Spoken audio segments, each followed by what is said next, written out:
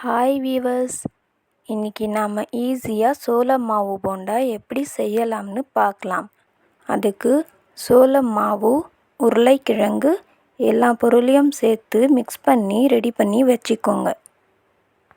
இப்போது சின்ன சின்ன உருண்டைகளாக பிடிச்சு சூடான எண்ணெயில் மீடியம் ஃப்ளேமில் கோல்டன் ப்ரௌன் கலர் ஆகும் வரை குக் பண்ணி எடுத்துக்கலாம். இந்த ரெசிபி ரொம்ப ஹெல்த்தியானது. வீட்டிலேயே எளிதாக செய்து சாப்பிடலாம்.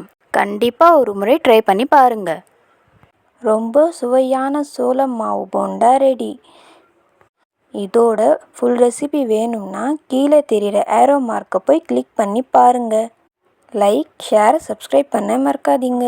தேங்க்ஸ் ஃபார் வாட்சிங்.